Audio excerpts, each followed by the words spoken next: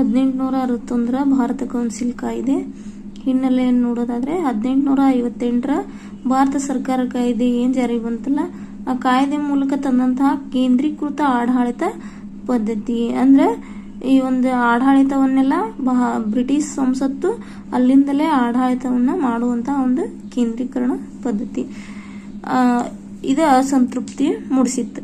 ಹಾಗೆ ಇಲ್ಲಿ ಭಾರತೀಯರ ಬೇಡಿಕೆ ಏನಾಗಿತ್ತಂದ್ರೆ ಆಡಳಿತದ ವಿಕೇಂದ್ರೀಕರಣದ ಬೇಡಿಕೆ ಇವ್ರದಾಗಿತ್ತು.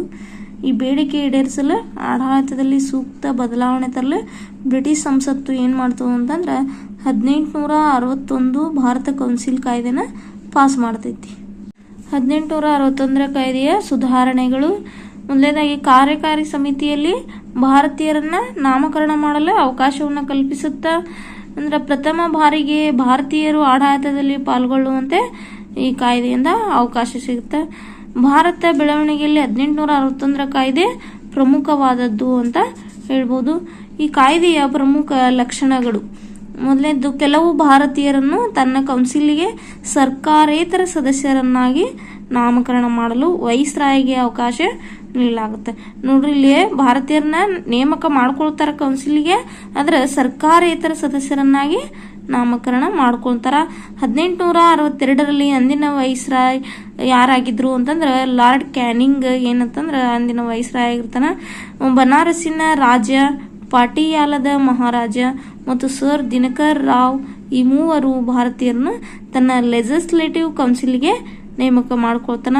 ಈ ಕಾನೂನು ರೂಪಿಸುವ ಪ್ರಕ್ರಿಯೆಯಲ್ಲಿ ಭಾರತೀಯರನ್ನ ತೊಡಗಿಸಿಕೊಳ್ಳುವ ಮೂಲಕ ಈ ಕಾಯ್ದೆ ಪ್ರತಿನಿಧಿ ಸಂಸ್ಥೆಗಳ ಉಗಮದ ಆರಂಭಕ್ಕೆ ಕಾರಣವಾಗುತ್ತೆ.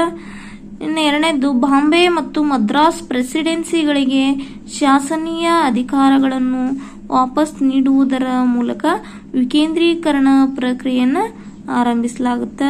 1773ರ ರೆಗ್ಯುಲೇಟಿಂಗ್ ಕಾಯ್ದೆಯಿಂದ ಆರಂಭವಾಗಿ 1833ರ ಚಾರ್ಟರ್ ಕಾಯ್ದೆ ಜಾರಿಗೆ ಬರುವ ಹೊತ್ತಿಗೆ ಕೇಂದ್ರೀಕರಣ ವ್ಯವಸ್ಥೆಗೆ ಏನಂತ ಪೆಟ್ಟು ಬೀಳುತ್ತಾ. ಈ ರೀತಿಯ ಶಾಸನೀಯ ಅಧಿಕಾರ ವಿಕೇಂದ್ರೀಕರಣದ ಫಲವಾಗಿ 1937ರ ಹೊತ್ತಿಗೆ ಪ್ರಾಂತ್ಯಗಳು ಬಹುತೇಕ ಸಂಪೂರ್ಣ ಆಂತರಿಕ ಸ್ವಾಯತ್ತತೆಯನ್ನು ಪಡಿತವು. ಬಂಗಾಳ, ನಾರ್ತ್ ವೆಸ್ಟರ್ನ್ ಫ್ರಾಂಟಿಯರ್ ಪ್ರಾಂತ್ಯ ಹಾಗೂ ಪಂಜಾಬ್ಗಳಲ್ಲಿ ಅನುಕ್ರಮವಾಗಿ 1862, 1866 ಮತ್ತು 1897ರಲ್ಲಿ ಶಾಸನ ಸಭೆ ಅಂದ್ರೆ ಲೆಜಿಸ್ಲೇಟಿವ್ ಕೌನ್ಸಿಲಿಂಗ್ ಅನ್ನ ಸ್ಥಾಪಿಸಲಾಗುತ್ತೆ. ಆಡಳಿತದ ಅನುಕೂಲದ ದೃಷ್ಟಿಯಿಂದ ಅಗತ್ಯ ನಿಯಮಗಳನ್ನು ಮತ್ತು ಆದೇಶಗಳನ್ನು ಮಾಡುವ ಅಧಿಕಾರವನ್ನು ವೈಸ್ರಾಯ್ಗೆ ನೀಡಲಾಗುತ್ತೆ.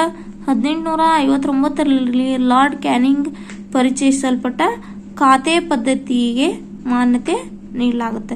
ನೋಡ್ರಿ, ಖಾತೆ ಪದ್ಧತಿಯನ್ನ ಪರಿಚಯಿಸಿದವರು ಯಾರು ಅಂತಂದ್ರೆ ಲಾರ್ಡ್ ಕ್ಯಾನಿಂಗ್ 1859ರಲ್ಲಿ. ಈ ಪದ್ಧತಿಯ ಅಡಿಯಲ್ಲಿ ವೈಸ್ರಾಯ್ ಕೌನ್ಸಿಲಿನ ಪ್ರತಿಯೊಬ್ಬ ಸದಸ್ಯನಿಗೆ ಸರ್ಕಾರದ ಒಂದು ಅಥವಾ ಹೆಚ್ಚಿನ ಇಲಾಖೆಗಳನ್ನ ನಿರ್ವಹಿಸುವ ಜವಾಬ್ದಾರಿಯನ್ನ ನೀಡಲಾಯಿತು. ತನ್ನ ಇಲಾಖೆಯ ವಿಷಯಗಳಿಗೆ ಸಂಬಂಧಿಸಿದಂತೆ ಕೌನ್ಸಿಲಿನ ಪರವಾಗಿ ಅಂತಿಮ ಆದೇಶಗಳನ್ನು ಹೊರಡಿಸುವ ಅಧಿಕಾರವನ್ನು ಪ್ರತಿಯೊಬ್ಬ ಸದಸ್ಯನಿಗೂ ನೀಡಲಾಗುತ್ತೆ. 5ನೇದು, ಲೆಜಿಸ್ಲೇಟಿವ್ ಕೌನ್ಸಿಲ್ ಒಪ್ಪಿಗೆಯನ್ನು ಪಡೆಯದೆ ತುರ್ತು ಸಂದರ್ಭಗಳಲ್ಲಿ ಸುಗ್ರೀವಾಜ್ಞೆಗಳನ್ನು ಹೊರಡಿಸುವ ಅಧಿಕಾರವನ್ನು ವೈಸ್ರಾಯ್ಗೆ ನೀಡಲಾಗುತ್ತೆ. ಈ ಸುಗ್ರೀವಾಜ್ಞೆಯ ಒಂದು ಕಾಲಾವಧಿ 6 ತಿಂಗಳು. ಈ ಸುಗ್ರೀವಾಜ್ಞೆಗಳಿಗೆ ಲೆಜಿಸ್ಲೇಟಿವ್ ಕೌನ್ಸಿಲ್ನಿಂದ ಅನುಮೋದಿಸಲ್ಪಟ್ಟ ಕಾನೂನುಗಳಿಗಿರುವಷ್ಟೇ ಅಧಿಕಾರ ಇರುತ್ತೆ. ಅಂದ್ರೆ ಏನಿಲ್ಲ, ಕೆಲವೊಂದು ಸಂದರ್ಭದಲ್ಲಿ ಆ ಲೆಜಿಸ್ಲೇಟಿವ್ ಕೌನ್ಸಿಲಿನ ಸದಸ್ಯರ ಒಂದು ಒಪ್ಪಿಗೆ ಇಲ್ಲದೆ ಕೂಡ ಅಲ್ಲಿ ಸುಗ್ರೀವಾಜ್ಞೆ ಯಾರು ಹೊರಡಿಸಬಹುದಾಗಿತ್ತು? ವೈಸ್ರಾಯ್ ಹೊರಡಿಸಬಹುದಾಗಿತ್ತು. ಅಂದ್ರೆ ಅಲ್ಲಿ ಕೌನ್ಸಿಲಿನ ಒಂದು ಸದಸ್ಯರಿಗಿಂತ ವೈಸ್ರಾಯನ್ಗೆ ಏನಂತಂದ್ರೆ ಹೆಚ್ಚು ಅಧಿಕಾರ ಇದ್ದಿದ್ದನ್ನ ಇಲ್ಲಿ ನೋಡಬಹುದಾಗುತ್ತೆ. ಇನ್ನು 6ನೇದು, ಲೆಜಿಸ್ಲೇಟಿವ್ ಕೌನ್ಸಿಲಿನ ಕಾರ್ಯವ್ಯಾಪ್ತಿ ಕೇವಲ ಕಾನೂನು ರಚನೆಗೆ ಮಾತ್ರ ಸೀಮಿತವಾಗಿತ್ತು. ಅಲ್ಲಿ ಆಡಳಿತದ ಮೇಲೆ ನಿಯಂತ್ರಣ, ಹಣಕಾಸು ಮುಂತಾದ ಬೇರೆ ಯಾವ ಚಟುವಟಿಕೆಗಳಿಗೆ ಅವಕಾಶ ಇರಲಿಲ್ಲ. ವೈಸ್ರಾಯರವರ ಕಾರ್ಯಕಾರಿ ಮಂಡಳಿಗೆ ಒಬ್ಬ ಕಾನೂನು ಸದಸ್ಯನನ್ನು ಸೇರ್ಪಡೆ ಮಾಡಲಾಯಿತು.